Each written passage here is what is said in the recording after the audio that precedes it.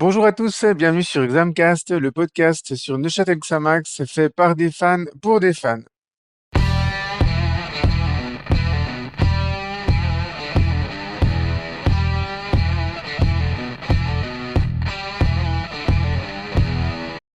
Alors ce soir, je suis avec Osvaldo. Salut Osvaldo.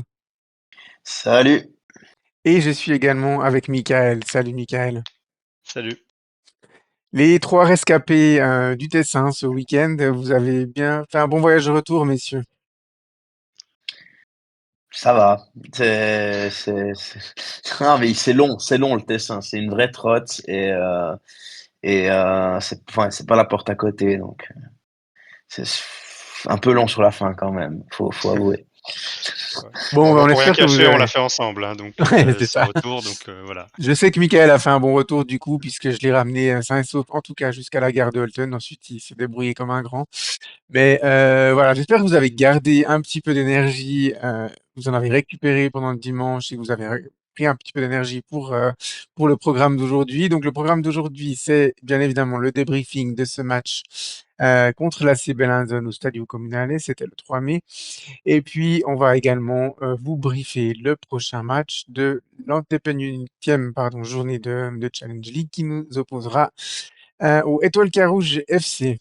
Voilà, messieurs, sur ce, on se met à table tout de suite.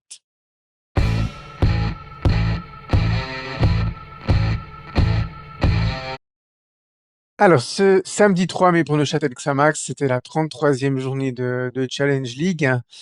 Et puis, à cette occasion, donc, on traversait le Gothard pour aller au Tessin, pour y affronter l'AC Bellinzone.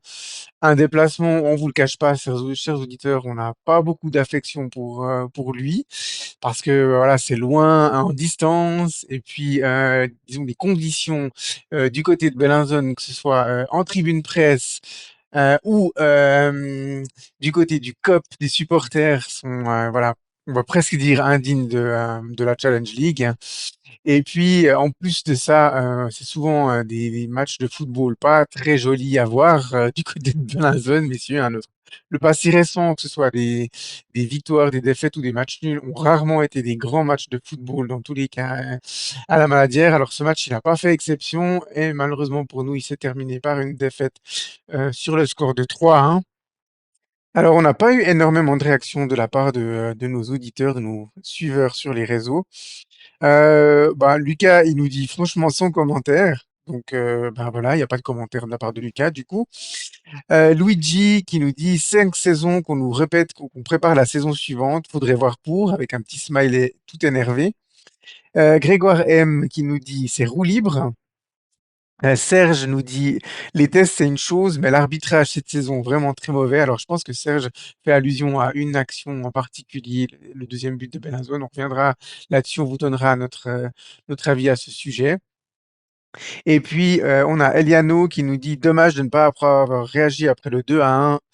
Eh bien, là aussi, on développera un petit peu ce point. Évidemment, quand notre équipe, pardon, prend 2 buts en 3 minutes, ça nous interpelle toujours. Donc, on va aussi vous donner un petit peu notre avis là-dessus. Alors, j'imagine, messieurs, que ben, votre sentiment à la fin de ce match. Alors, comme je le disais avant, on se prépare toujours à assister à des matchs de foot pas très beaux du côté de Bellinzone.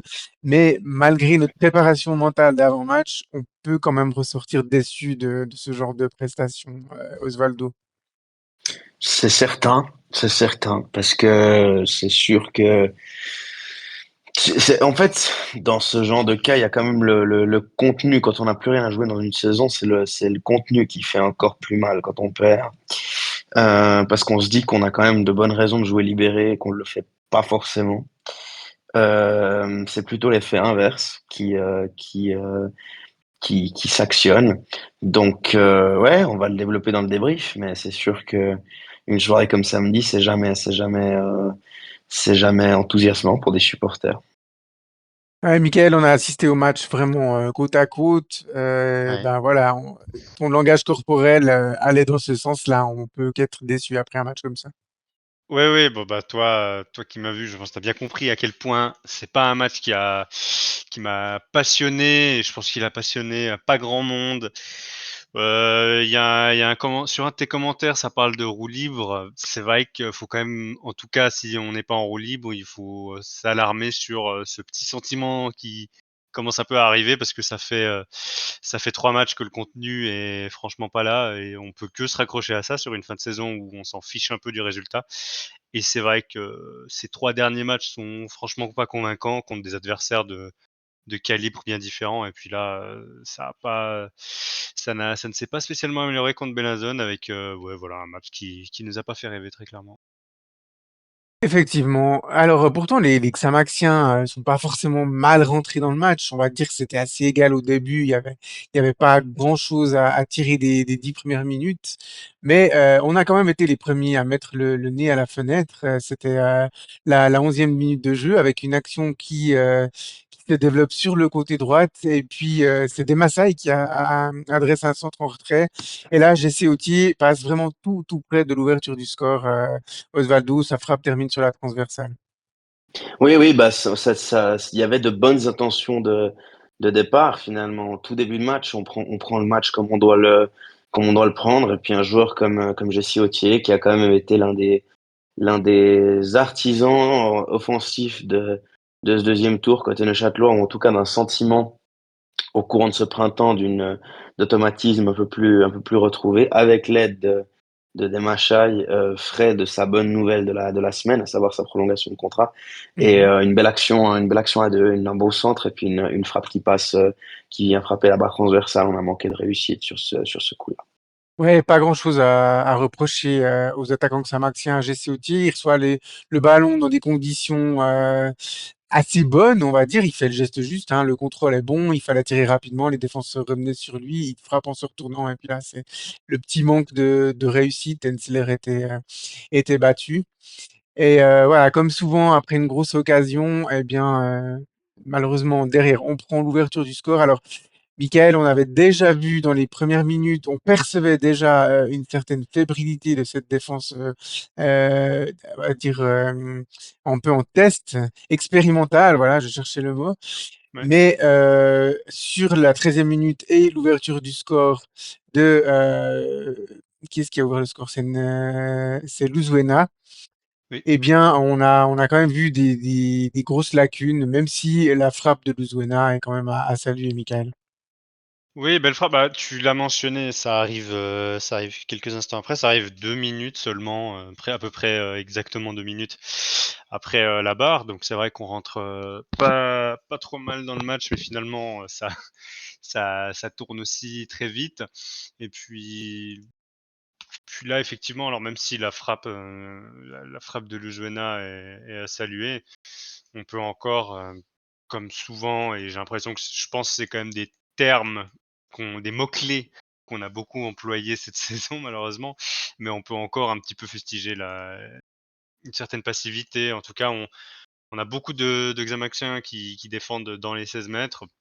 Lujuena qui est vraiment à l'intérieur du demi-cercle à l'entrée des 16, lui, il a quand même le temps de contrôler et d'ajuster encore, en 1 seconde à peu près. Enfin, disons que par rapport à la densité de défenseurs qu'il y avait, devant lui, enfin de Mhm. Xamaxian tout simplement, pas que des défenseurs, devant lui, on a l'impression qu'il a quand même beaucoup de temps pour faire son geste et puis bon à la fraie, il met, très belle frappe, hein, mais voilà, encore une fois, c'est vrai que sur un 2 ballon qui a pas été très bien géré, on voit comme je disais, des mots-clés qu'on a beaucoup cités cette année. On parle souvent de passivité défensive parce qu'on a l'impression, quoi, hein, qu'il y a souvent ces situations-là où il manque quelqu'un, un peu il manque un poil de réactivité de la part de quelqu'un ou un poil d'anticipation aussi, parce on a beaucoup de Xamaxiens pour peu de Tessinois dans les 16 mètres.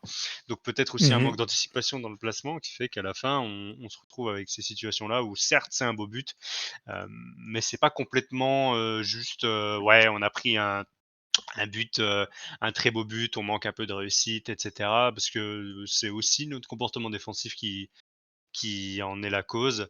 Et bah, je vais le redire encore une fois, mais cette phrase que je viens de dire, j'ai l'impression de l'avoir prononcée plusieurs fois cette année. Et bon, bah Ouais. voilà, c'est des schémas qui se sont répétés tout au long de cette saison, hein. On a déjà passé la J33. Mhm. Pour moi, il y a quand même un truc qui est choquant. Enfin, il y a plusieurs choses de cette action. La première, c'est que les duels sont gagnés trop facilement sur la gauche par, euh, par les enfin, par les Tessinois. Alors là, ils gagnent pas les duels parce qu'ils dribblent nos joueurs, mais ils gagnent les duels parce qu'ils combinent bien. En fait, il y a toujours une possibilité de passe à un joueur démarqué. El Ghoul combine très bien avec Nkama. Et là, Nkama, il fait le choix de mettre un centre direct dans les 5 mètres. Alors, ça aurait dû être le mauvais choix définitif parce que là, Oui, Omeragic intervient. Mais au moment où Luzwena adresse ce centre, si vous faites un arrêt sur image, il a trois options possibles. Quatre si on prend l'option qui choisit lui du centre tir fort devant le but. C'était quand même un peu fermé pour frapper. Omeragic bouchait bien l'angle, donc il n'avait pas tellement cette option-là. Mais il y a Souza qui plonge au deuxième poteau, qui est en train de faire un appel pile entre Facchinetti qui regarde le ballon et Fontana qui se dirige pas vers lui. Il y a Nivokadzi qui arrête sa course de balle pour recevoir une passe en retrait de Nkama. À mon avis, ça aurait été la meilleure solution à ce moment-là.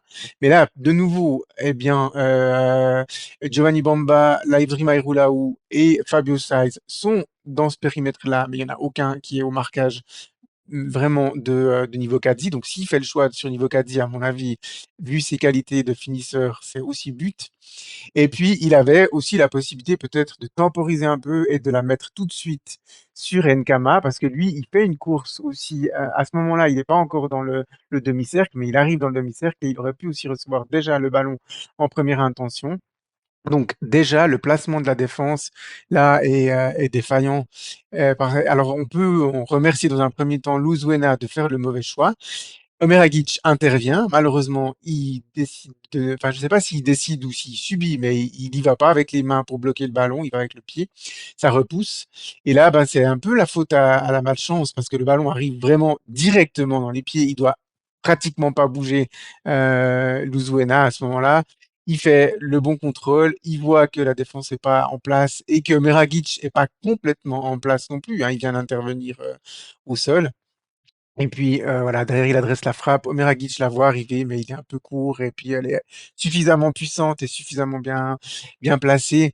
Mais c'est une action, voilà, pour un entraîneur ou un entraîneur de la défense, il y a quand même beaucoup de choses à dire. Et de base, on aurait dû remercier Nkama de faire un mauvais choix. Et puis on n'en profite même pas. Parce que là, il n'y a personne au deuxième ballon, hein. Ce deuxième ballon, ouais.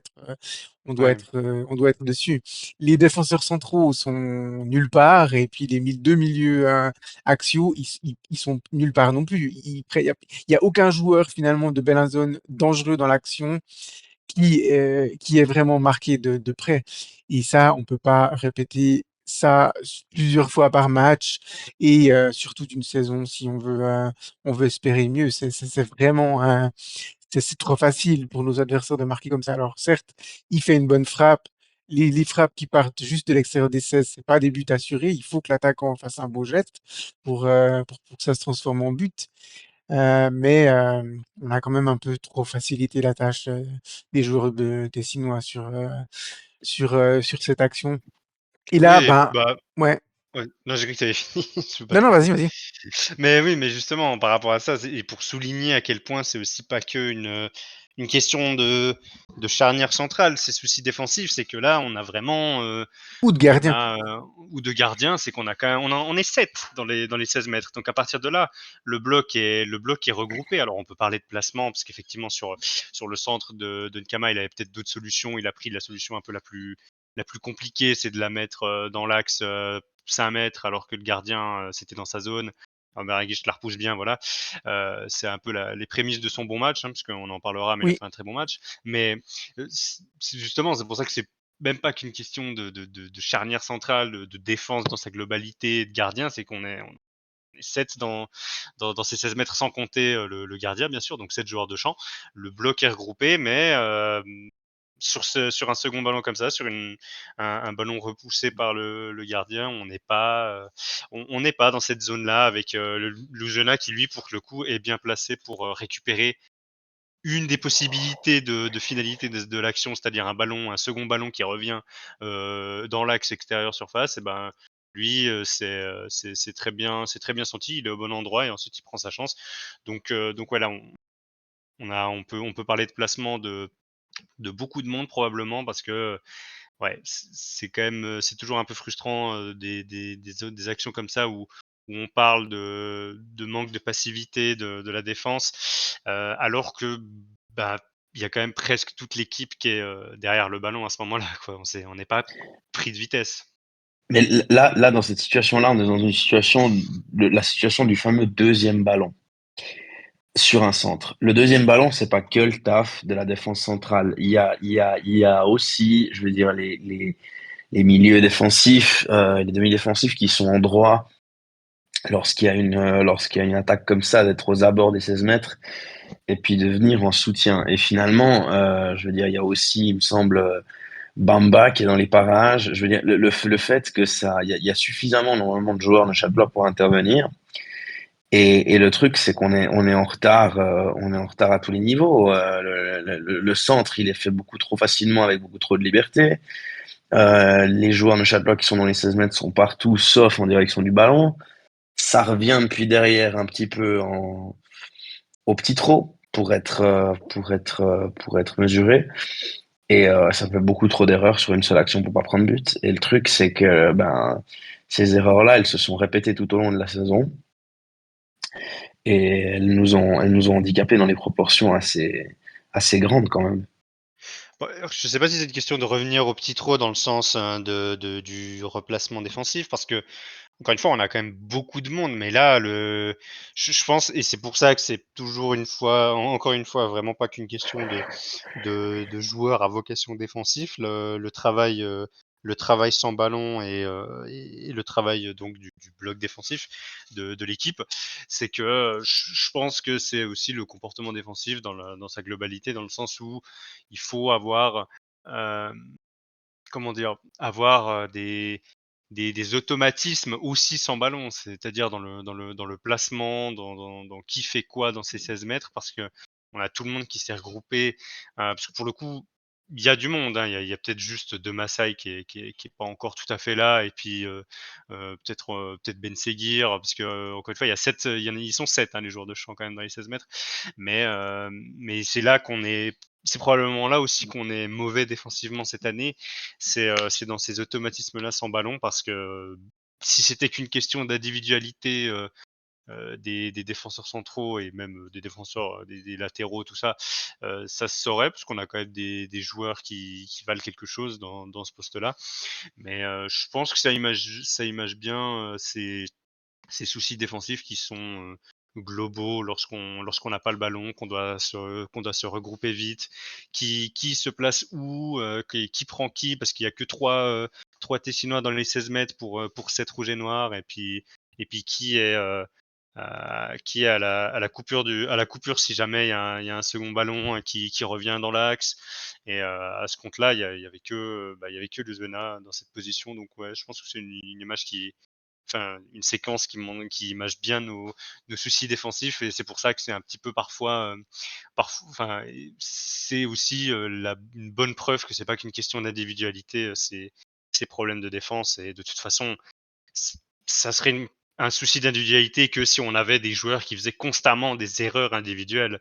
Là-dessus, je pense, on voit qu'on est quand même un petit peu dépassé quand même, hein, sur cette situation-là, alors que ça va pas à 2000 Mm. à l'heure et c'est, je pense, ça qui est un peu décevant, quoi, à la J33, ce genre de Je, séquence.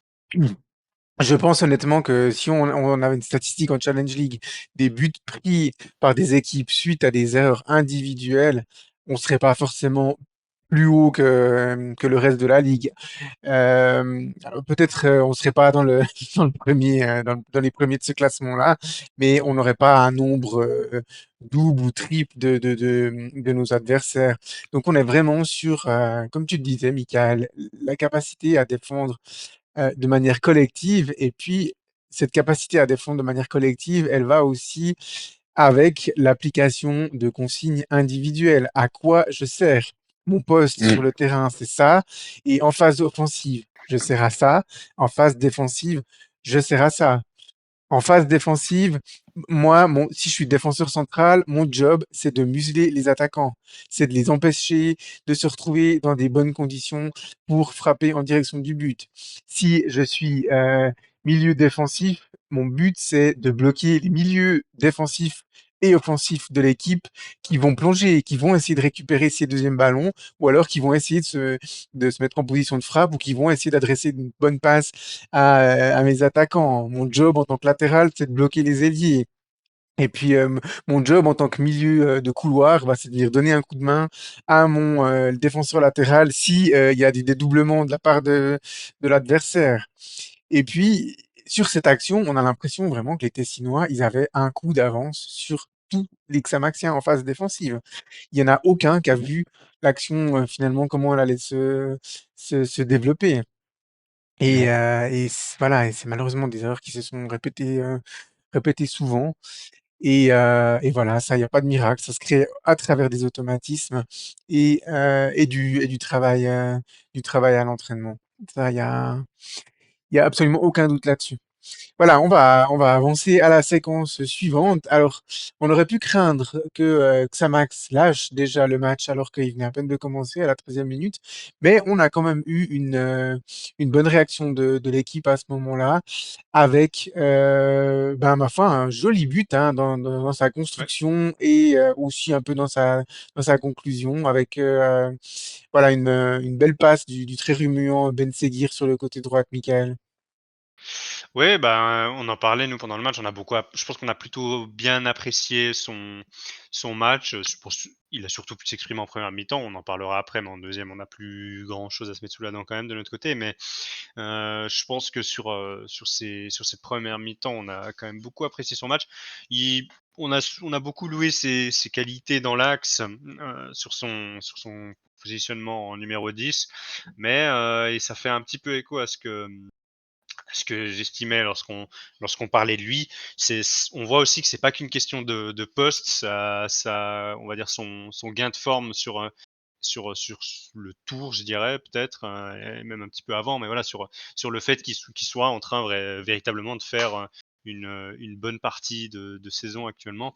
C'est encore une fois un joueur qui est capable maintenant de prendre des décisions qui sont beaucoup plus pertinentes, de mettre ses qualités réellement au, enfin, au bénéfice du collectif, et donc être capable voilà, de tenter des choses qui sont justes au bon moment. Et là, je trouve qu'il a beaucoup aidé pour verticaliser le jeu, même que cette fois c'était pas dans l'axe, mais c'était plutôt sur un côté qu'il a eu ce rôle-là. Et sur cette action, on est totalement là-dessus avec une belle inspiration. Franchement, le centre est très très joli pour Demassai qui fait le bon appel et qui fait la bonne finition. Donc là aussi, on peut louer ses qualités de buteur qu'on a vu quand même, même s'il a eu des périodes plus de creux dans cette saison, on a quand même vu ses qualités de buteur, et on est très content qu'il ait prolongé. L'appel est super, et puis le centre de Ben Seguir, il est de très grande qualité quand même. Oui, effectivement, avec en plus la petite réussite qu'on n'a pas eue sur la frappe de Autier, puisque le ballon ricoche sur Hensler, Ouais. mais elle finit quand même dans le but. Alors, effectivement, ce but, il doit beaucoup à Ben Seguir, puisqu'il reçoit quand même le ballon assez loin du but. Il avance, et puis il met vraiment la passe magnifique dans l'intervalle. Et puis, ben voilà, plus grand-chose à se mettre sous la dent côté Xamaxien, côté Bellinzone non plus d'ailleurs. On va quand même mettre en évidence le match d'Edin Omeragic par un premier arrêt décisif à la 42e, à la 42e minute où voilà, c'est le buteur maison, Nivo Kadzi, qui profite d'une magnifique feinte de corps de El Ghoul dans l'axe, qui était peut-être hors jeu d'ailleurs en plus sur l'action. Et puis un face-à-face remporté de manière magistrale par Omeragic, Osvaldo. Ouais, ouais, bah là, c'est les qualités de gardien dans le duel un contre un qui s'expriment, c'est-à-dire que il laisse pas d'indication à l'attaquant jusqu'au bout, et ça lui permet d'intervenir dans ce face-à-face alors que toute la défense de Jacques était dans le vent. Et voilà, c'est typiquement, c'est typique, enfin, c'est typique, comme je disais, l'intervention L'intervention du gardien lorsqu'il est délaissé par sa défense, il fait la bonne intervention parce qu'il reste debout le plus longtemps possible et il se détend au moment où il doit se détendre. Magnifique arrêt. Ouais, Hmm. la sortie, elle est exemplaire, hein. Honnêtement, Ouais, il fait les petits pas comme il faut. Il est un petit peu avant le point de penalty, donc il a vraiment pas subi ce face à face. Il a quand même fermé les options pour un niveau 4 qui a dû tenter quelque chose. Forcément, dans un 1 contre 1, si l'attaquant la joue parfaitement, le gardien peut rien faire. Donc, forcément qu'on peut dire que ça a pas forcément été joué de manière optimale, mais il bloque certaines solutions. Il fait la sortie juste. Franchement, et excellente sortie. Et puis, ça a quand même été aussi un petit peu le début du show Meragic qui a. C'est dommage pour lui parce que on va quand même parler d'un match où on a pris 3 buts et on a perdu de manière assez logique, mais c'est quand même malgré tout un match référence pour Omer Agic, hein, sur ses qualités sur sa ligne. C'est des situations comme ça, il en a eu plusieurs. Et alors celle-ci, elle est franchement très très bien menée. Et on a bien cru qu'on prenait le but un petit peu avant la mi-temps là. Clairement. Et on peut, enfin, des face-à-face, Miragic, comme ça, vraiment des 1 contre 1 avec un attaquant qui se présente seul face à lui, il en a pas perdu beaucoup, hein, cette saison. Moi, j'ai souvenir que sur un match à Chafouz, encore un autre, comme ça, quand le joueur est seul, il est très souvent ressorti gagnant de ce duel-là, donc il est vraiment excellent dans ces phases de jeu-là. Et voilà. Alors on sait que le partenaire de Xamax qui élit les joueurs du match ne souhaite pas élire un joueur lors d'une défaite. Mais si c'était le cas, je pense que Dino Meragic aurait mérité de recueillir la majorité des suffrages pour son match. Parce que pour le coup, lui, il n'a pas grand-chose à se reprocher dans le résultat final. À la mi-temps, tout est encore possible. En deuxième mi-temps, alors malheureusement, la deuxième mi-temps va être un long pensum pour Ah, les Xamaxiens. Ça commence déjà à la 52e avec une action qui aurait dû, si Nkama avait bien joué le coup. Ça commence en fait par un long ballon de Bellinzone et puis un contrôle, un ballon de Sauter, si je me trompe pas, ouais, c'est ça. Et puis, alors un contrôle qui est pas facile à réaliser pour Jonathan Fontana. Parce le ballon arrive assez fort et puis il est tout de suite pressé par Nkama, mais voilà, il fait le choix de tenter le contrôle direct et malheureusement il se fait piéger. Nkama part seul au but, mais à nouveau, Osvaldo Meragic répond présent. ouais, ben il est là, il tient l'équipe à flot, quoi. C'est un petit peu, c'est sûr qu'à force de le voir réaliser les interventions de cette importance-là, on se dit qu'avec notre historique cette saison, ça va être compliqué de tenir à ce rythme jusqu'à la fin du match, quoi. Et Ouais, là, de nouveau, il fait une intervention magnifique parce que il est à bout portant et il détourne magnifiquement ce ballon. Il reste concentré, il reste dans son match. ou alors on se dit on a un Euh, gardien qui est chaud, il va peut-être nous sauver le plus longtemps possible et qui sait, sur une action, une rupture, quelque chose, on arrive à partir avec quelque chose. Mais ouais, on se malheureusement, bah, dit, ouais, mais purée, il va falloir faire faute sur lui pour marquer. voilà, ouais. peut-être effectivement. Oh là là. Et du coup, il y a encore une frappe par-dessus de El Ghoul à la 62e. Mais on va arriver à évidemment, cette action dont Michael parle et dont Serge a parlé aussi dans ses réactions sur Instagram. Ce corner de la 69e minute, botté sur la gauche de notre but, où en fait le corner, la défense saint-maxienne réagit bien dans un premier temps, hein. C'est Michael Facchinetti qui renvoie le ballon. Le ballon revient ensuite sur Sabatini, si je ne me trompe pas. Ballon en cloche. Et là, bah, premier fait de jeu, on a quand même un contact suspect entre Gorja, oui, Sébastien, le Oui, numéro c'était 24, lui. Gorja, qui vient de rentrer en jeu, et Omer Agic. Alors, on va tout de suite vous demander de vous mouiller, hein, messieurs les animateurs. Vous êtes l'arbitre, vous sifflez faute ou vous sifflez pas, ou vous laissez jouer l'action. Osvaldo. Moi, franchement, quand on sait ce qui peut se siffler des fois sur les gardiens, sur des corners, alors c'est pas parce qu'on est que ça maximum, mais franchement, moi, je vois des fautes sur des gardiens qui sont sifflés pour beaucoup moins que ça. Donc moi, en fait, le truc, c'est que je vois pas comment comment est-ce que Omer Agic a une chance d'intervenir alors qu'à la base il est sur le ballon? Donc à partir de là, pour moi je suis catégorique oui à faute.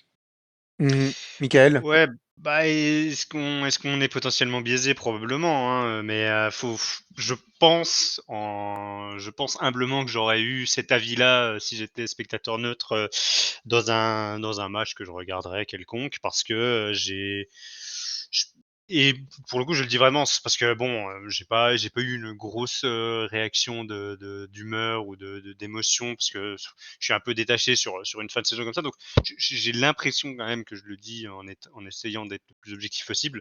Je Personnellement, moi, quand je vois un gardien se faire bousculer parce qu'il y a clairement un contact sur lequel il fait la sortie sur le ballon et puis c'est le joueur, ouais, comme tu disais, Gorja, qui vient de rentrer, qui tend la jambe et puis touche le gardien, le fait tomber. Je J'ai du mal à voir, dans quel cas c'est pas sifflé, en sachant que le gardien est déjà passablement protégé en général dans ces 16 mètres. Donc, sur un je comprends pas ce que ça change. Je comprends pas la différence entre ça et un gardien qui se fait, un petit peu toucher sur une sortie aérienne, et en général, c'est 100 faute sur ce genre de situation-là. Donc, oui, là, je penserais enfin, je pense pas faire preuve non plus d'une immense subjectivité en estimant que, je selon moi, c'est faute, et j'ai du mal à comprendre que ça le soit pas. Parce qu'à partir de là, bon, bah, il est bousculé sur un ballon dans lequel il était clairement, et puis, ben, Nkama, il a plus qu'à la pousser parce que, il y a la petite réussite, où le ballon arrive dans ses pieds. Je Ouais, comprends pas forcément pourquoi c'est pas sifflé. L'arbitre est bien placé en plus, donc il a Fontana, il nous disait à la fin du match que selon lui, l'arbitre, il a vu le contact, mais juste il a estimé qu'il y avait pas faute. Hem je pense qu'en général, il faut pas des contacts, très lourds sur les gardiens pour siffler faute dans les 16. Donc, ouais, un peu, enfin, franchement étonné quand même. Moi, c'est justement ça qui me dérange. C'est que comme je l'ai dit juste avant, c'est que franchement, ouais, des fautes sifflées sur des gardiens pour beaucoup moins que ça. Et là, faut m'expliquer quand est-ce qu'il peut intervenir. Quand est-ce qu'on lui laisse, enfin, quand est-ce qu'on va au contact contre lui en lui laissant quand même la possibilité, selon les règles, d'intervenir. Voilà. Ouais. Alors moi, je suis complètement d'accord avec vous. Je suis catégorique. Pour moi, il y a faute à 100%. Ça doit être sifflé. Et moi, mon raisonnement, c'est de me dire, mais en fait, les mains d'un gardien dans une phase comme ça, quand il y a des sorties aériennes, c'est différent parce que le gardien, il peut allonger, il peut intervenir plus haut qu'un autre joueur potentiellement puisqu'il rallonge la partie de son corps avec laquelle il peut jouer. Donc le contexte dans lequel il se fait bousculer, voilà, ça peut varier. Mais dans des phases comme ça, où il n'a pas forcément un avantage en hauteur pour aller jouer le ballon, je me dis que en fait, ses mains, c'est comme si c'était la tête d'un défenseur, ou c'est comme s'il allait jouer lui-même avec sa tête. Et du coup, est-ce que le contact de l'adversaire met en danger l'action? Il ne peut pas intervenir. Pour siffler une faute, il y a potentiellement deux choses qui peuvent être cumulables. C'est est-ce que ça prétérite l'intervention de l'autre joueur quand on fait faute? Si on l'empêche d'intervenir sur le ballon proprement, bah, c'est faute. Et puis, deuxièmement, est-ce que ça met en danger l'intégrité physique du joueur? C'est aussi une manière de siffler une faute. Là, alors, ça met pas en danger son intégrité. D'ailleurs, il peut se relever directement, mais ça l'empêche d'intervenir.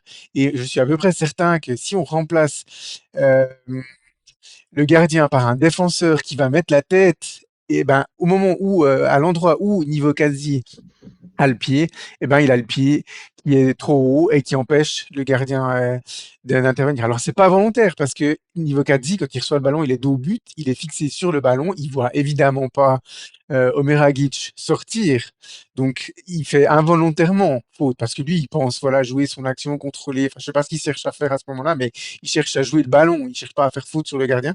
Mais dès le moment où le gardien intervient, ça devient un jeu dangereux et ça doit être sifflé. Pour moi, il y a absolument aucun doute que dans un match de Super League avec la VAR va appeler l'arbitre et va lui dire, mais t'es sûr que tu veux valider ce but?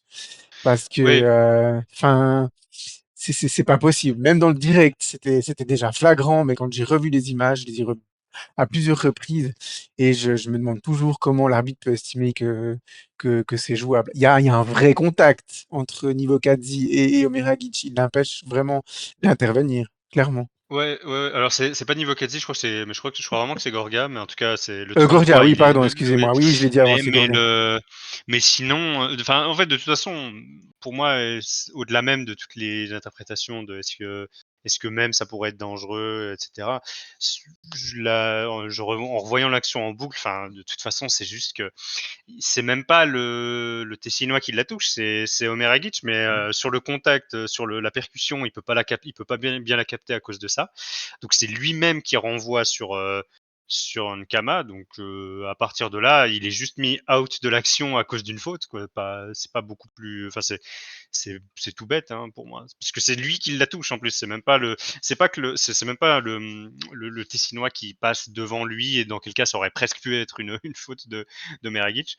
Donc à partir de là, c'est une faute toute bête d'un mec du joueur qui était sur le ballon avant le Tessinois et qui en se faisant bousculer n'a pas pu le jouer de manière correcte. Alors en sachant qu'en plus c'est le gardien, il y a d'autant moins de doutes quoi. La situation elle est quand même toute bête hein, au final. Donc ouais, vraiment surpris que ça découle pas sur une faute avec un arbitre qui était bien placé. Ouais, je pense qu'il voit le contact, mais qu'il se dit qu'il y a pas faute, donc c'est cette logique-là qui Ouais, me c'est ça. surprend, mais C'est enfin vraiment enfin voilà. flagrant hein, dans les reflets. Après coup, il voit l'action et il laisse jouer. Et puis du coup, ben, 2 minutes plus tard, le match tourne définitivement en faveur de Bellinzone avec le 3-1. Une équipe qui est sortie du match, il y avait déjà eu une grosse occasion 1 minute plus tôt. Ouais, Hein, ils sont déjà passés tout près du 3-1 juste avant ça. Et puis là, ben, une passe de Kama sur Nivokadzi et voilà, on soulignait avant le comportement de l'équipe, ben, il reçoit le ballon en bonne condition à une vingtaine de mètres. Il a le temps de contrôler, de lever la tête sans être attaqué et d'adresser une bonne frappe. Une frappe que tu as bien vue. Tu as même remarqué un petit détail que nous n'avons pas vu, Osvaldo, sur ce but. Oui, c'est qu'il y avait encore le ballon, le ballon apparemment du but du 2-1 était encore dans le but. Ce qui fait qu'on a vécu une situation assez inhabituelle à ce niveau, qu'on voit plutôt dans les matchs de junior le samedi matin, c'est que ben, le ballon qui rentre dans le but lors du 3-1 va taper le ballon qui était déjà dans le but du 2-1. Donc voilà, quoi, ce genre de petits détails enfin, qui ne peuvent arriver. J'ai l'impression que dans des stades comme celui de Bellinzone.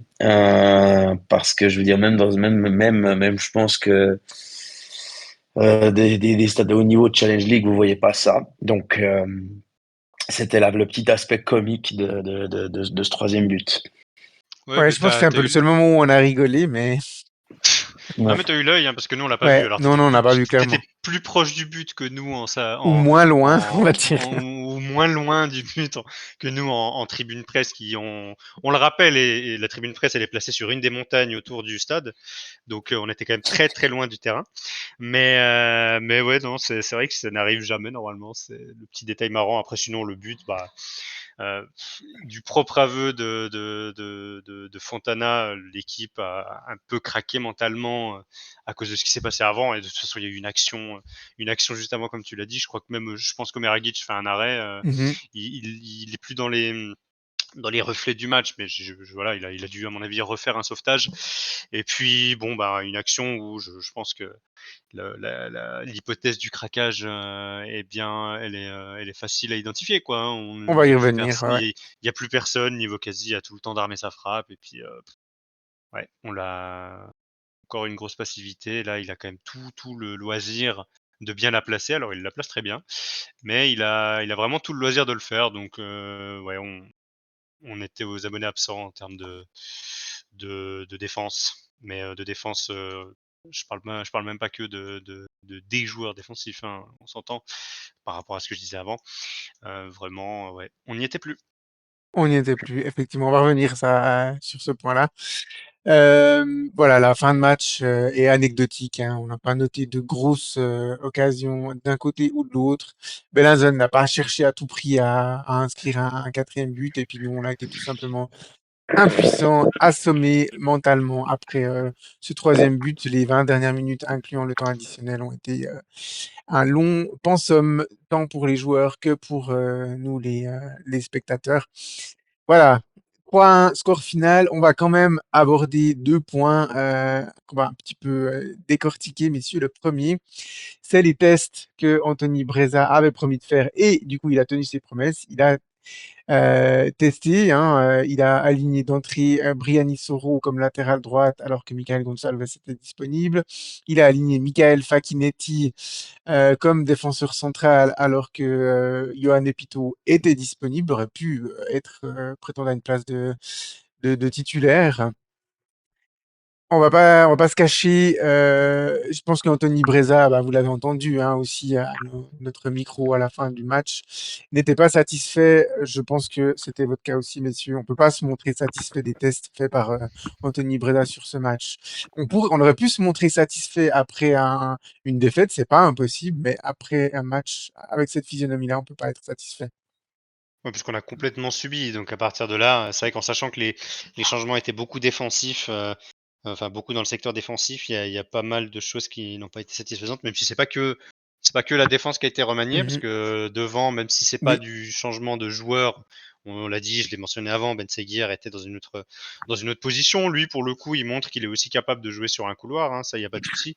Donc ouais. sur ce côté-là, je pense qu'on c'est aussi intéressant et dans ce sens, c'est quand même entre guillemets «un test», même si on le savait probablement un peu, mais c'est toujours intéressant de voir que c'est un joueur avec cette polyvalence-là et qu'il est capable aussi de jouer, sur le couloir, donc voilà. Mais sur l'aspect défensif et sur la défense qui a été alignée, je pense qu'il n'y a pas eu beaucoup de grosses satisfactions, hein. On a semblé quand même, à la peine pendant la majorité du match. On a eu beaucoup de mal à ressortir nos ballons, malgré un un Benazon qui n'était pas dans le même registre que Haro que Haro, Toon ou le Slow récemment, qui eux aussi, nous ont souvent bien confinés dans notre camp, en tout cas pendant une certaine partie du match.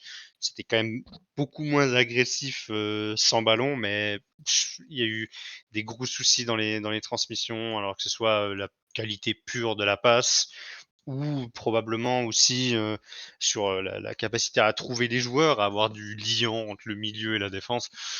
Là, c'est vrai que ça n'a pas été satisfaisant à cet égard, parce qu'on a subi la plupart du temps, même avec le ballon, ça a été difficile de ressortir proprement. Les quelques fois où on l'a fait en première mi-temps, ça a donné des belles occasions, c'est celles qu'on a citées, parce que sinon il n'y en a pas beaucoup d'autres.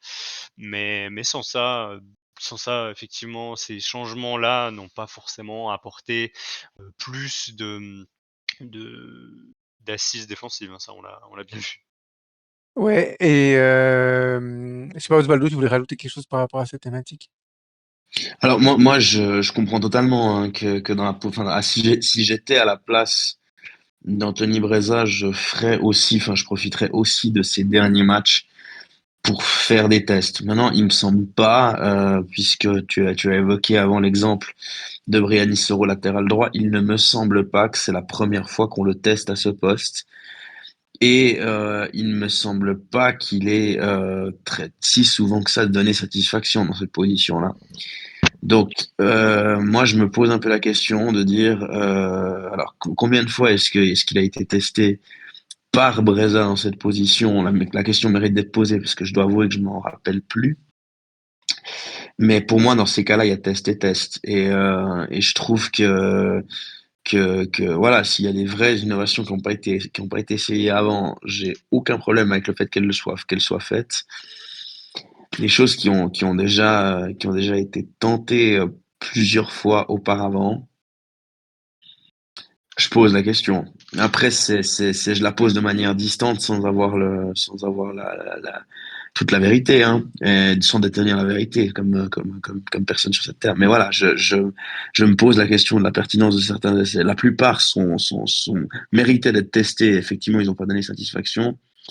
Quand je pense à Soro, on sait que c'est encore un jeune joueur. Euh, voilà, je pose simplement la question de la pertinence de certains essais.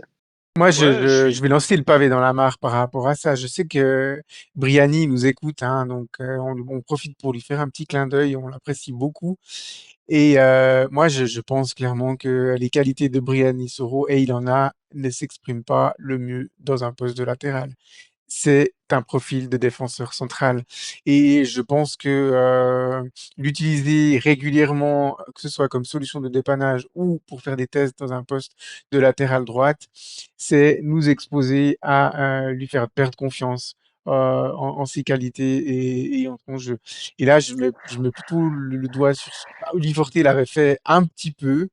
Anthony Breza le fait beaucoup et je trouve qu'on arrive dans une zone vraiment dangereuse par rapport à ça, surtout qu'on a quand même deux latéraux droits qui, eux, pour le coup, ont des qualités pour ce profil-là. Alors, un n'était pas à disposition, hein, c'était Euclides Cabral, mais avec le retour de Michael Gonçalves de blessure et le fait que finalement et Jonathan Fontana et Michael Facchinetti étaient à disposition, eh bien, Anthony Breza aurait pu se permettre de prendre un petit peu moins de risques et d'aligner euh, Michael Gonçalves à droite et puis soit Jonathan Fontana, soit Michael Facchinetti sur le côté gauche. Je suis un peu plus catégorique que toi, finalement, Osvaldo, par rapport à ça. Michael, tu trépines d'impatience, tu veux réagir. ouais, non, mais c'est très intéressant ce que vous dites. Moi, c'est vrai que je suis d'accord.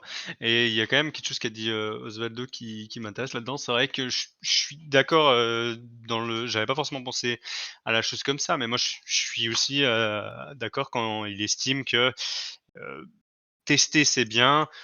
Tester des innovations, pourquoi pas tester des innovations qui t'ont déjà pas convaincu par le passé. Je comprends peut-être un peu moins. Alors bon, c'est pas spécialement pour critiquer le coach sur ce coup-là, parce que bon, finalement, on a rien à perdre à essayer des choses.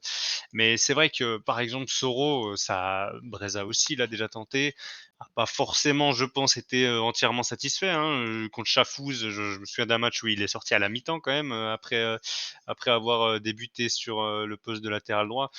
Donc j'ai l'impression que c'est des choses qu'on a déjà testées et on peut déjà avoir un avis sur est-ce que c'est satisfaisant ou pas. Alors il y a euh, une vraie innovation dans le sens où on a tenté Facchinetti dans l'axe. Mais c'est vrai que par exemple le changement Soro, enfin le positionnement latéral droit de Soro, j'ai pas l'impression là on parle fin de saison là j'ai et oui on l'a vu plusieurs fois dans ce poste. J'ai pas l'impression peut-être qu'Anthony Breza et ce serait intéressant d'avoir son avis là-dessus. C'est vrai qu'on aurait pu lui parler, peut-être, plus en précision de ça. Mais j'ai pas l'impression que ce soi la question de Soro, et de son vrai poste soit, vraiment encore en suspens, en mai 2025, quoi. Parce que c'est vrai que je suis totalement d'accord aussi sur le fait que moi, je suis beaucoup plus satisfait de le voir et je pense que c'est une option viable en tant que défenseur central et qu'il a des qualités. Je suis beaucoup moins satisfait lorsqu'il joue en latéral. Ce serait aussi intéressant d'avoir son avis à lui, mais ouais, par rapport à ce qu'a dit Osvaldo, c'est vrai que ça, c'est par exemple un test qui, pour moi, qui n'était pas vraiment une question en suspens, à l'heure de la 33e journée, je trouve. Mais bon, ainsi soit-il, hein, il a fait ses essais, ça n'a pas forcément payé et si c'est l'occasion d'apporter des réponses définitives pour lui sur certaines questions, alors pourquoi pas? Mais je suis d'accord qu'il y a Mm. il y a des choses comme ça qui étaient peut-être, pas nécessaires et je trouve aussi que Soro, étant donné que ses qualités, pour moi, correspondent beaucoup plus à un défenseur central, je sais pas si c'est lui rendre service que de le mettre dans cette position-là. En plus, quelque chose qui pouvait être essayé, c'était, Gonçalves titulaire, parce que lui, c'est une Oui, question en suspens, hein. Je pense que je crois qu'il a pas, oui, il a un contrat pour l'année prochaine ou pas? on en rediscutera prochainement, mais non, il n'a pas de contrat. Ouais. Ouais, ouais. Donc lui, pour le coup, est une question en suspens. Alors ça aurait pu être intéressant de le mettre à gauche et de voir ce qu'on faisait, à droite, parce qu'effectivement Cabral n'était pas là. Mais, ou alors lui de le mettre à droite, je veux dire, mais enfin bref, je veux pas m'éparpiller, mais en tout cas, pour le coup, c'est vrai qu'il y avait un joueur sur le banc qui, lui, était plus une question en suspens selon moi que, est-ce que Soro latéral droit, c'est une vraie option? Alors que je suis totalement d'accord sur le fait que c'est vraiment plus. Enfin, je préfère largement le voir défenseur central. Mais enfin bon, c'est pas spécialement une critique d'Anthony Breza, parce que c'est des matchs qui, entre guillemets, enfin, qui ne servent pas à grand chose. Donc à partir de là, bon, bah, si ça a quand même permis à lui et son staff de répondre à certaines questions, alors Hmm. ce sera pas dans le vide. Mais ouais, Non. je suis d'accord avec Mais Osvaldo On sur espère ça. que ça va servir à ça, parce juste un il faut truc. le rappeler qu'il y a quand même changement, une rocade en défense qui était rendue nécessaire par l'absence pour blessure de Niklas Gunnarsson. Et puis il y a aussi la suspension de Euclides Cabral. Donc voilà. Oui, tu voulais dire, Osvaldo. Juste un truc. C'est amicalement que je dis ça, que j'adresse indirectement ce petit message à notre entraîneur. Attention, attention à ne pas se fixer enfin, parce que je connais, je viens malheureusement ces dernières années d'un pays où j'ai vu quelques coachs tomber un petit peu dans le côté tête de mule par rapport à certaines choses qu'ils définissent comme étant des essais. Attention avec un jeune joueur comme ça à ne pas le tuer par esprit de tête de mule et à vouloir, je veux dire, essayer sans cesse quelque chose qui n'a jamais réussi jusque-là. Je dis juste ça. Oui, après, Et c'est amicalement que je le dis envers Breza, c'est un entraîneur que j'apprécie, mais il faut faire attention à ça parce que ces jeunes joueurs, tu les tues assez vite quand tu les essayes plusieurs fois à une position où ils répondent jamais. Donc, oui, Mais je pense qu'il sera ouvert à la voilà. question si on la lui pose à part ça, hein. Voilà. bien sûr. Il est Je quand même trouve très que ouvert. c'est quelque chose, voilà, je veux dire, j'ai un ou deux exemples Mais quand il d'entraîneurs que dit j'ai en vus comme ça. interview que Briani Soro n'a pas fait un bon match sur le côté droite, je pense qu'il prend une partie de la responsabilité de ça Bah oui, aussi, parce que c'est son très choix. certainement, ouais, très certainement. J'en doute pas. Et puis, mais après, de toute façon, c'est un. On a déjà pu discuter pas mal avec lui. Je pense qu'il a aussi des idées bien tranchées. Et à mon avis, un match comme ça, qui ne l'a pas franchement, où il n'a pas franchement été satisfait de la performance de Brian Soro, c'est clairement le genre de match je pense quand même que c'est quelque chose qui le convainc dans des réponses qu'il estimait avoir besoin. Donc, enfin, je m'inquiète pas trop, disons, forcer sur cette reposition, enfin sur ce repositionnement là deviendrait probablement une erreur. Mais je pense que même du côté d'Anthony Breza, il a eu des réponses qu'il cherchait, donc je m'inquiète pas forcément. Et ça peut aussi aller très vite dans l'autre sens pour Briani si en le remettant en confiance, ça peut aussi très bien se passer dans l'autre sens. Donc ouais, je dirais que je m'inquiète pas forcément, même si je suis totalement d'accord avec le discours qui est tenu ici, hein, sur le fait de pas le mettre de pas le mettre trop en difficulté, de lui faire perdre confiance en le mettant clairement en difficulté. Et après, effectivement, bah, le constat, il est facile, hein, c'est qu'effectivement qu'il n'a pas fait un match extraordinaire. Euh, donc voilà. Je suis totalement d'accord. Par contre, il faudra faire attention à pas non plus trop le mettre dans ce genre de difficulté, parce que là, pour le coup, c'est vrai que c'est pas de sa faute, hein. Ensuite, il doit faire avec ce qu'on lui donne. Hmm. Effectivement, alors Anthony Breza a tout de suite dit à la presse écrite sur Arc Info que voilà, pour le prochain match contre Étoile Carouge, il alignerait plutôt ce qui se rapproche d'une équipe type. Ce sera bien évidemment en fonction des joueurs qui seront à disposition. Donc on peut s'attendre à voilà à peut-être un repositionnement, un autre choix de joueurs et un repositionnement de certains autres joueurs s'ils sont de nouveau alignés. Voilà, le deuxième point qu'on voulait aborder et développer, c'est la réaction mentale, ce que Jonathan Fontana décrivait comme un peu le craquage, le fait de sortir du match entre le deuxième but et le troisième but, avec au milieu une grosse action qui aurait elle aussi pu amener un but. Messieurs, on va pas y aller par quatre chemins sur ces 3 minutes-là et sur la fin du match. Du coup, Neuchâtel Xamax n'a pas montré beaucoup de résilience. Ouais, ouais. La résilience, les aspects clés, j'ai fait quelques petites recherches, et je les ai là sous les yeux. Les aspects clés, c'est évidemment la gestion des émotions, capacité à contrôler ses émotions sous pression, l'adaptabilité, être prêt à s'adapter aux changements, soutien des coéquipiers. Soutenir ses coéquipiers après leurs erreurs contribue à un environnement de travail positif et résilient. Apprentissage des erreurs. La résilience implique d'apprendre de ses erreurs et de les utiliser comme une occasion de se perfectionner. Acceptation des défaites. Accepter les défaites avec humilité est un signe de résilience.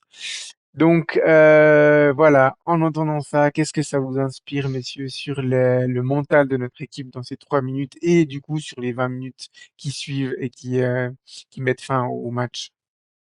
Ouais, tu nous as fait tes petites recherches, c'est intéressant. Non, mais c'est vrai que, Ah bah, bah c'est un peu mon domaine de c'est travail aussi, oui, donc en plus, c'est vrai. Mais je dirais que, moi, ce que ça m'inspire surtout, c'est parce qu'on a tous vu que, voilà, il y a eu, voilà, ce petit souci, enfin, cette, entre guillemets, «petite injustice» dans le sens où forcément tu jamais satisfait d'encaisser un but sur, une erreur, je pense manifeste, de l'arbitre.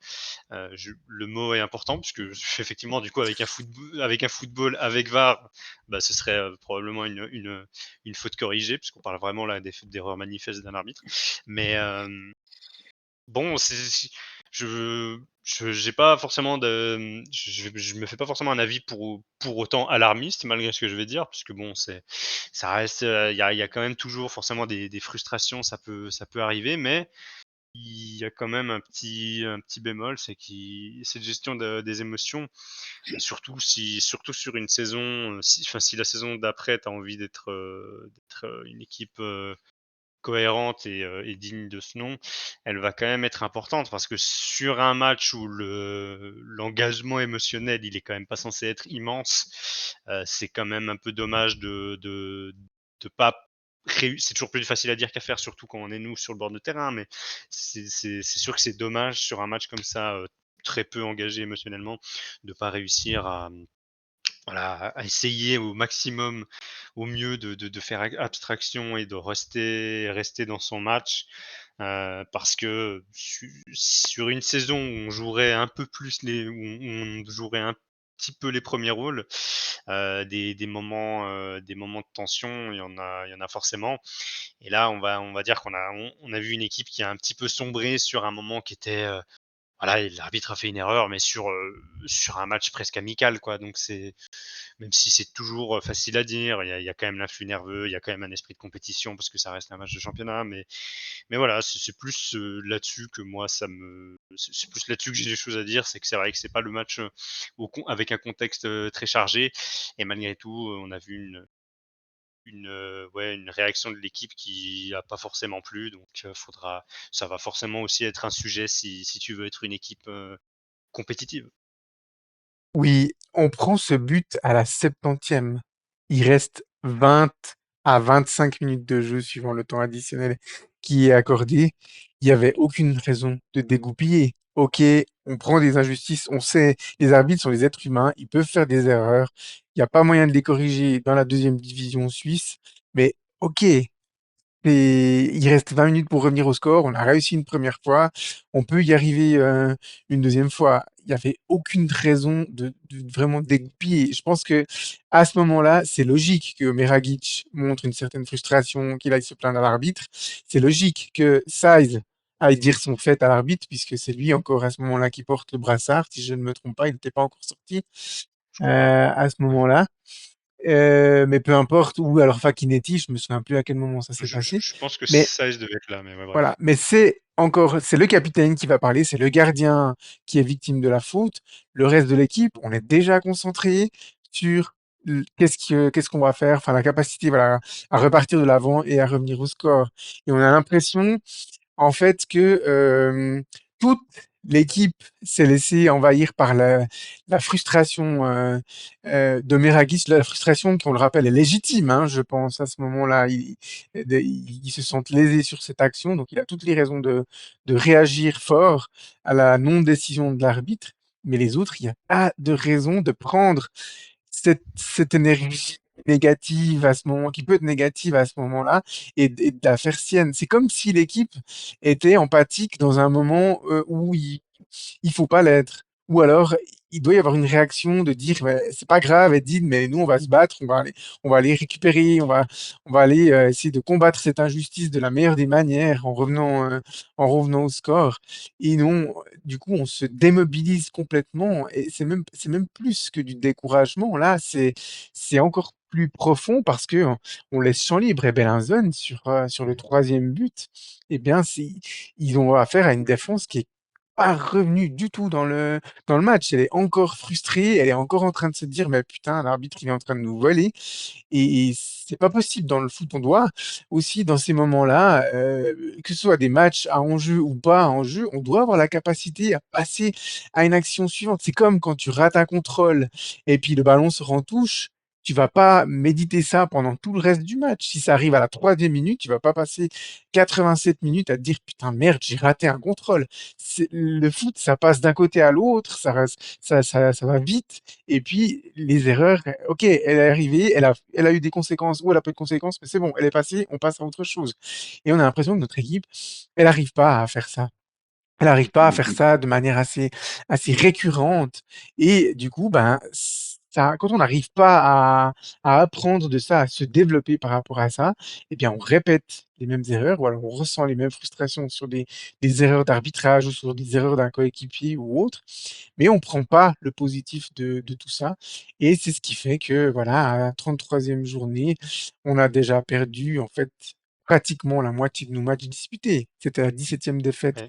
en 33 matchs. Et une partie, je pense, des difficultés de l'équipe, elle s'explique comme ça. Finalement, c'est cet influx-là qui amène aussi les erreurs de positionnement dont on parlait sur le premier but de Bernazon. On les a développées en particulier sur ce premier but, mais on aurait pu aussi en parler sur le troisième but un petit peu plus en détail. Mais je crois que vous avez compris un peu l'idée générale. Et puis, voilà, au final, ben, ça ramène toujours de plus en plus de frustration et malgré tout, notre équipe, on en est convaincu, on le répète durant toute la saison, individuellement, on a des joueurs qui ont des qualités, voire de très bonnes qualités pour la Challenge League pour certains, hein. On a des joueurs qui ont le niveau de Challenge League, on a des joueurs qui ont un super niveau pour la Challenge League. Et puis, la mayonnaise ne prend pas par rapport à ça. Donc voilà, on reviendra un petit peu là-dessus dans une rubrique qu'on traitera dimanche, dont on vous présentera en fin d'épisode.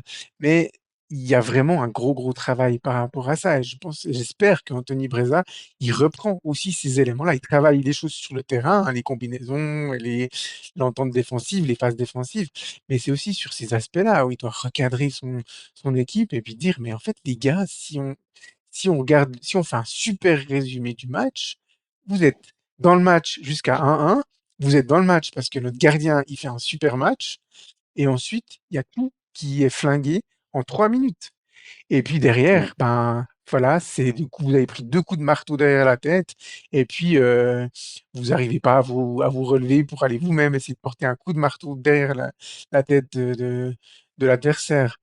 Et voilà, et des matchs dans ce style de scénario-là, on a perdu quelques-uns. Il y en a où on a été très largement dominé par notre adversaire et on a encaissé des défaites logiques et des matchs comme ça, ils sont normaux dans une saison.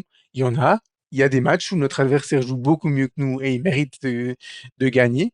Mais on a de nouveau eu finalement cette impression que Bellinzone n'a pas eu besoin de sortir un énorme match pour repartir avec les 3 points. Et pourtant, ils ont quand même été la meilleure équipe sur le terrain, mais souvent, on a envie de dire que notre adversaire a été la moins mauvaise équipe sur le terrain. Moi, c'est vraiment l'impression que j'ai eue sur ce match-là à Bellazone. Alors, c'est peut-être un petit peu sévère dit comme ça, mais c'est quand même l'impression avec laquelle je suis ressorti parce qu'ils ont aussi eu du déchet, Bellazone. Ils ont aussi raté des passes, ils ont aussi raté des contrôles, mais ils ont eu une meilleure gestion des moments clés de ce match. Et parfois, le match, ben, il y a peu de moments clés, mais il faut du coup bien les gérer.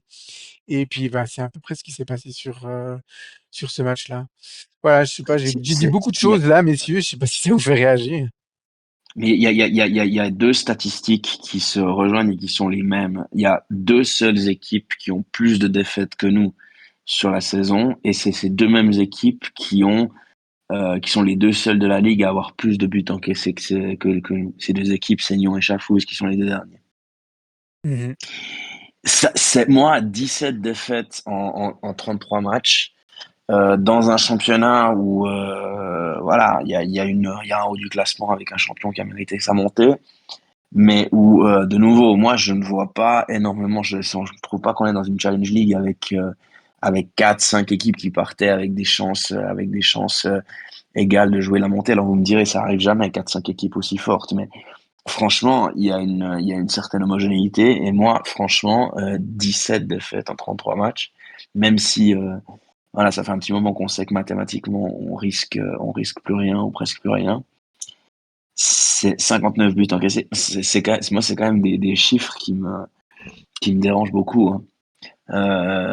C'est pas, enfin, on n'est pas, on a l'impression de se retrouver en Super League époque Berlusconi. Le truc, c'est on est à l'étage en dessous là. Et il n'y a pas des équipes. Il y a des bonnes équipes en Challenge League, mais il n'y a pas des équipes aussi fortes pour justifier 17 défaites.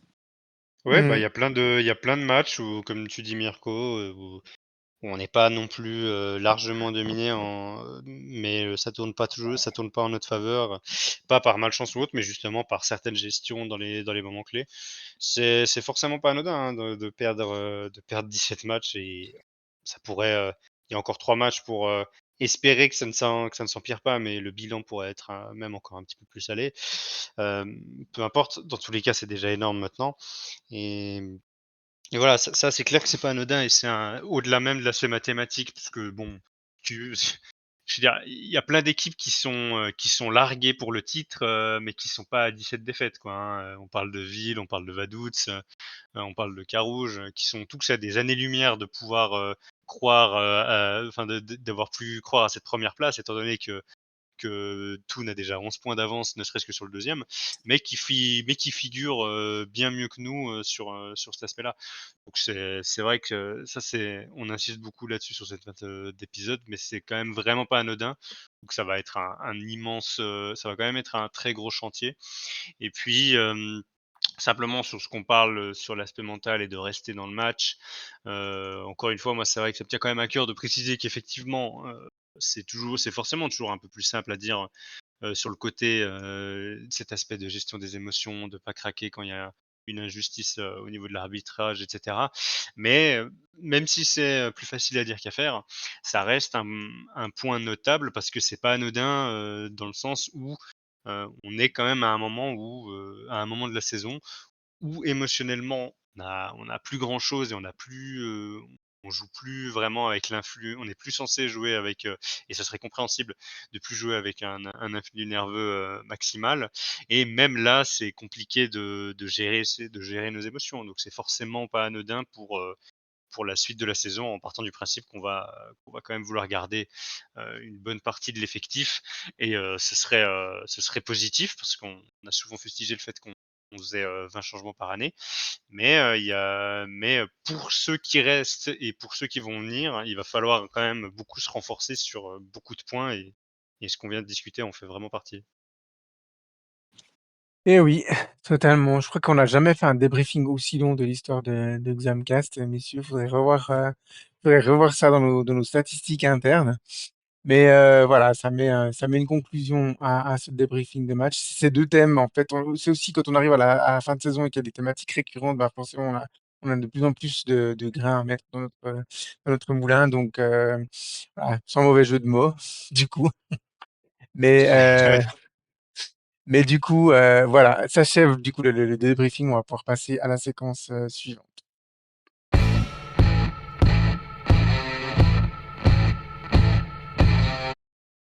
La séquence suivante, c'est le briefing. On vous le promet, ça sera un poil moins long que le débriefing de match. C'est le briefing du match prochain, le 34e journée. On accueillera Étoile Carouge FC. Alors, une équipe qui a d'ores et déjà, elle, réussi sa saison. Elle va très probablement la terminer au troisième, voire au quatrième rang. Ça va dépendre de sa traîne de fin de saison. Étoile Carouge est actuellement troisième au classement avec 51 points. Il reste quand même sous la menace de Vaduz, hein. Ils sont à que je raconte, moi? Oui, 51 points. Il reste sous la menace de Vide et de Et Vaduz. Vaduz. Ouais, un duo qui est à 47, donc ils peuvent encore les rattraper. Au niveau de l'extérieur, donc c'est la sixième équipe à domicile. Ils étaient un peu plus haut jusqu'à il n'y a pas longtemps, mais ils ont perdu quelques matchs. Donc, ils ont remporté 17 points à l'extérieur. Au niveau du goal average, 55 buts marqués, ça en fait la troisième attaque derrière le duo de tête.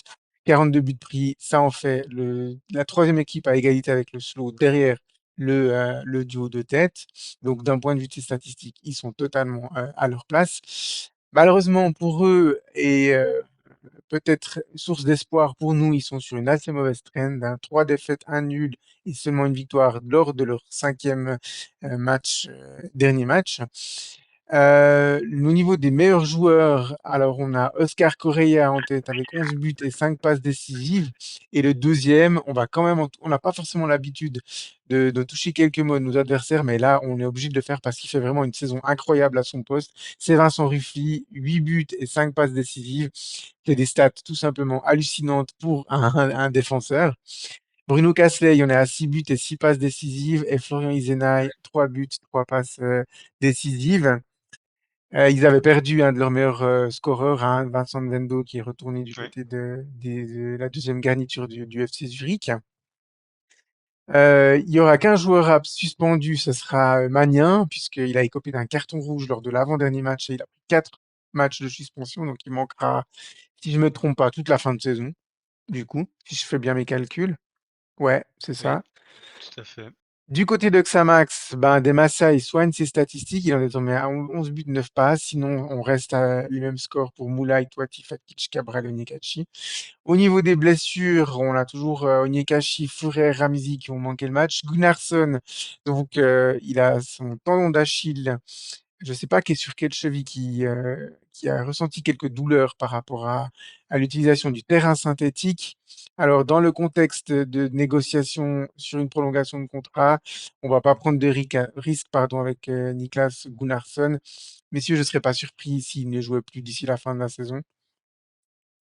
Et puis, on a Kenan Fatkic qui, lui, était blessé, annoncé blessé au dos. On ne sait pas trop la gravité de la blessure pour Kenan Fatkic. Là aussi, Kenan est probablement en discussion, que ce soit avec Xamax ou d'autres clubs, pour un contrat pour la saison prochaine. Donc, il ne va pas prendre non plus de risques, même s'il y a moins de risques d'aggravation de blessure au dos qu'au niveau de la cheville, du tendon d'Achille.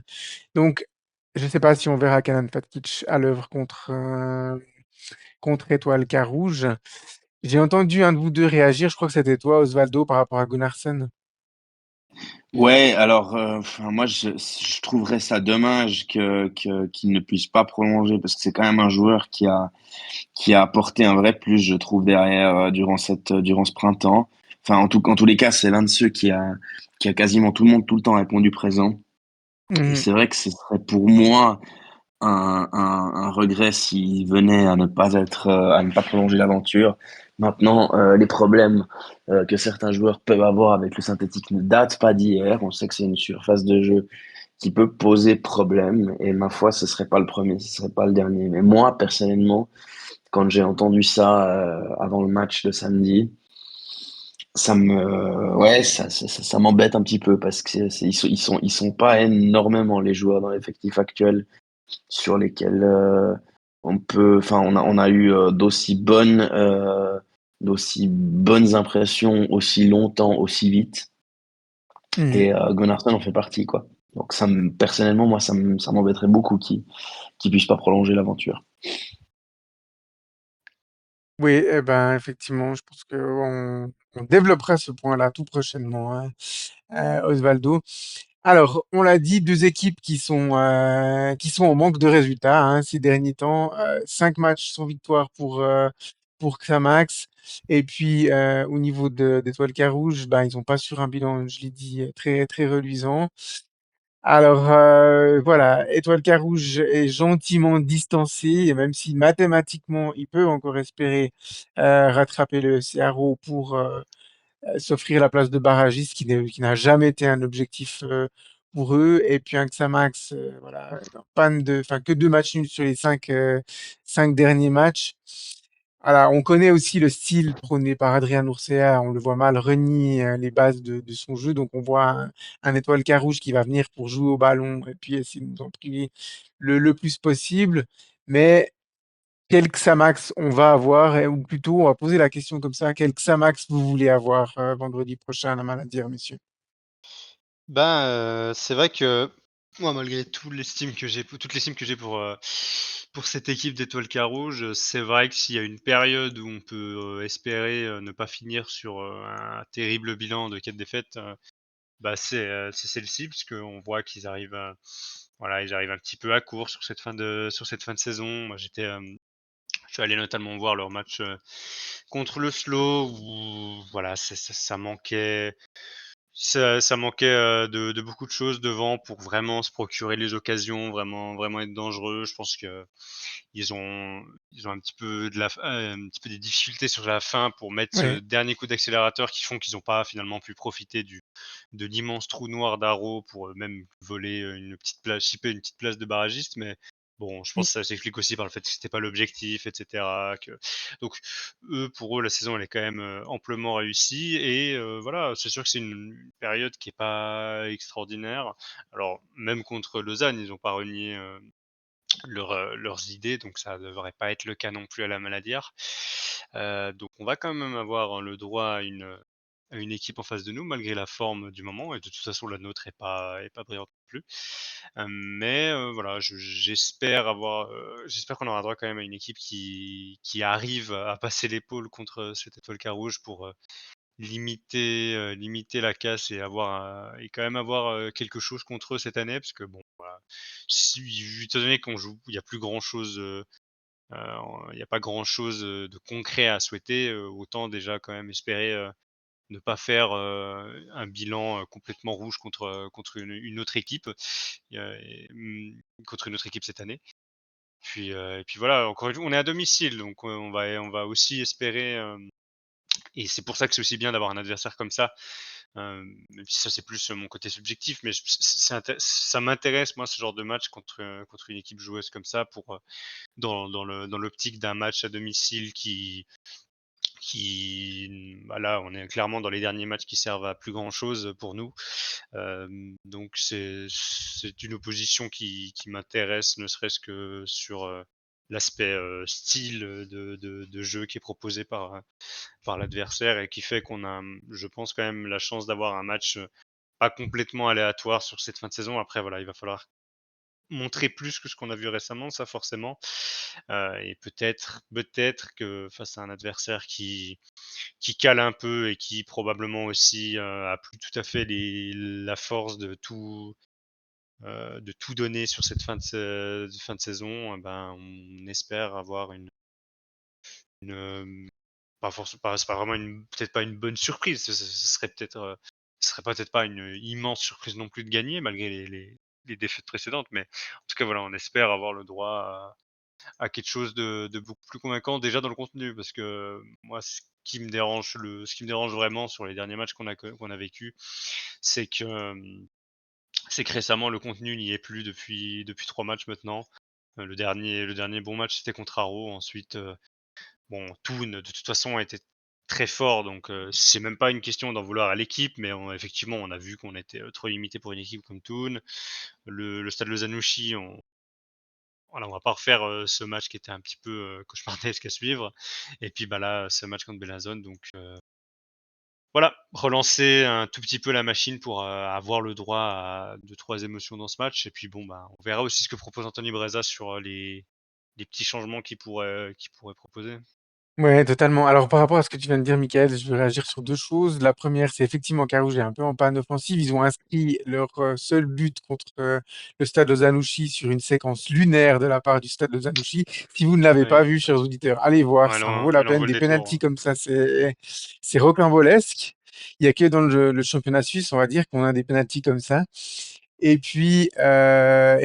Malheureusement, ça c'est une statistique pas très reluisante, mais on reste en course pour un triplé inédit, c'est-à-dire trois adversaires qui nous collent quatre défaites Ouais, sur toutes les confrontations, puisqu'on a fait le quadruplé déjà contre Thun, et puis on est déjà au triplé contre Carouge et Ville, qui restent nos deux derniers adversaires, pardon, hein, au stade de la Maladière. Donc rien que pour ça, pour éviter cette peu reluisante statistique, je pense que faudrait aller revoir dans tous les résultats de la Challenge League, mais à mon avis, même des derniers du championnat, même un Kriens qui avait été relégué avec enfin, un nombre de points très très bas, ils n'ont pas eu trois adversaires qui leur ont collé quatre défaites. Enfin, il faudrait aller voir.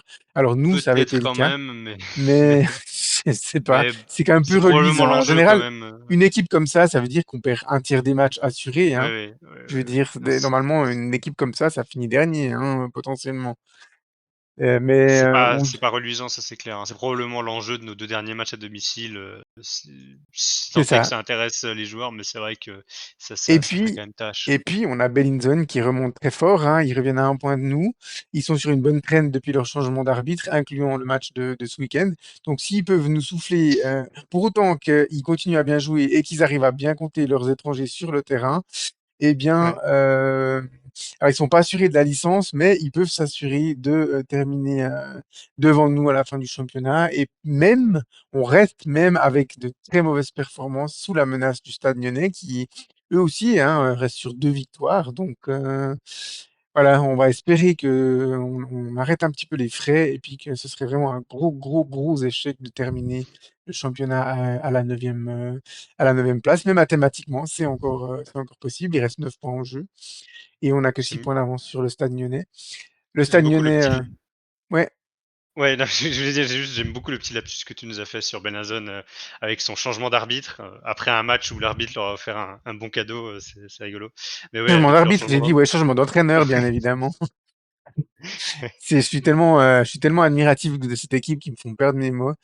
Mais voilà, effectivement, il y aura du spectacle parce qu'il y a toujours du spectacle quand le Carreau joue, honnêtement. C'est une équipe qui produit du beau football et ça n'avait pas échappé aux trois premières confrontations. Même si ils nous avaient battus sur les trois premiers matchs, mais on avait assisté à des assez bons matchs de football, voire de très bons matchs de On pouvait football. que Donc, s'incliner, hein, sur ces 3 matchs, ouais, c'est ça. Mais voilà, on espère que les éléments tournent un peu en notre faveur et puis ouais, que l'équipe clairement.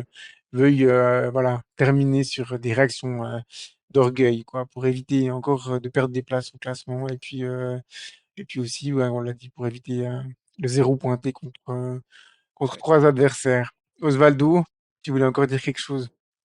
Bah écoute, non, je suis un peu sur la lignée de ce que vous venez de dire. J'espère juste qu'on réussisse à répondre une fois présent contre cette équipe qui nous a quand même pas mal fait tourner la tête cette saison, hein, entre le premier match à la Fontenette, le premier match à la Maladière. Le dernier à la Fontenette un peu moins, mais voilà quoi. Il y a quand même, ils nous ont quand même été super dans des proportions pour un néo-promu parfois un peu gênante, même si c'est une très très belle équipe. Donc Ouais, ouais, après, il n'y a pas que espérons nous qu'on, qui ont tourné hein, cette année, Carouge, ouais, Ouais, donc non, clairement pas, hein. voilà. clairement pas, mais espérons réussir à interrompre un tant soit peu la série contre eux, parce que c'est vrai que c'est quand même un peu, ça en ferait des équipes contre qui on termine après avec quatre défaites, hein, donc Ouais, un peu voilà. d'orgueil, c'est tout ce qui nous reste de toute façon, donc C'est Ouais, ça, c'est espérons, exactement ça, c'est exactement ça. c'est totalement ça.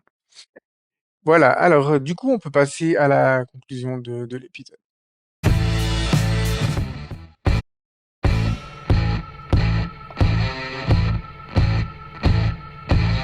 Voilà, j'ai mon doigt qui est un peu glissé dans les jingles, mais vous m'en excuserez, chers auditeurs.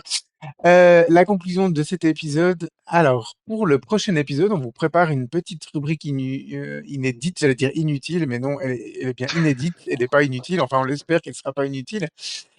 C'est pas le retour de la statistique inutile mais indispensable, mais on va ouvrir une rubrique qui s'appelle le Mercatalk. Donc c'est un jeu de mots entre mercato et talk en anglais qui veut dire parler. On va aborder des discussions en lien avec le futur mercato et puis surtout les joueurs qui sont concernés par des fins de contrat et est-ce qu'on aimerait voilà, les voir prolonger auprès de nous ou pas. Et on va aussi vous développer un petit peu le profil de joueurs qu'on aimerait recruter, voire peut-être certains vont se mouiller et vont vous donner des noms de joueurs qui sont libres et qui aimeraient voir rejoindre notre club. Ça, on ne sait pas encore comment on va articuler ça. Et vous pourrez participer, chers auditeurs, puisque durant la semaine, on vous lancera comme ça quelques sondages et vous aurez l'occasion de voter. On partagera un petit peu les votes dans le prochain épisode. Mais en plus de débriefer, eh bien, ça rajoutera une petite rubrique un peu pimentée à notre épisode. Donc voilà, on teste un peu ça et puis on espère que ça vous plaira. Messieurs, je crois que c'est quelque chose qui va bien vous plaire, hein, de parler un peu de mercato. Oui, oui, c'est pas toujours quelque chose qui me plaît, mais là, ça va me plaire par rapport aux perspectives qu'on peut avoir avec cet entraîneur-là. Oui, et Ok. puis bah, c'est vrai qu'on se déconnecte un peu de l'aspect terrain qui en ce moment, bah, sur une fin de saison comme ça, et même si on a beaucoup parlé finalement, on a fait un long débrief quand même du match, mais peut-être que le plus important pour la suite, c'est ce qui va se passer en dehors plus que ce qui se passe sur le terrain, étant donné la fin de saison, voilà, la fin de saison, tranquille qu'on est en train de vivre. Donc ouais, ça reste des des discussions très importantes. Mhm. Donc voilà, ça nécessitera un peu de préparation de notre part, donc on espère que le contenu vous plaira et n'hésitez pas à participer, à donner votre vision et puis voilà, on se fera un plaisir de partager vos opinions à ce sujet dans la rubrique pour l'épisode 34. Du coup, on voulait pas le faire à la toute fin du championnat non plus, mais on voulait pas le faire non plus trop tôt dans la fin de saison. Donc, je pense que après le 34e match, il restera plus que 2 journées. C'est un bon moment pour parler un peu du mercato et on est à peu près certain que de toute façon, les clubs, hein, travaillent déjà en coulisses pour préparer les équipes, leurs équipes de la saison prochaine. Donc, voilà, ils nous ont pas attendus pour aller construire, enfin, pour les faire vivre le mercato en coulisses pour l'instant, puisque rien ne peut être annoncé tant que la saison n'est pas terminée. Donc voilà. Sinon, comme d'habitude, on vous remercie pour votre écoute et puis merci à vous deux, chers animateurs. Et puis à la semaine prochaine. Bye bye. Ciao. Bye.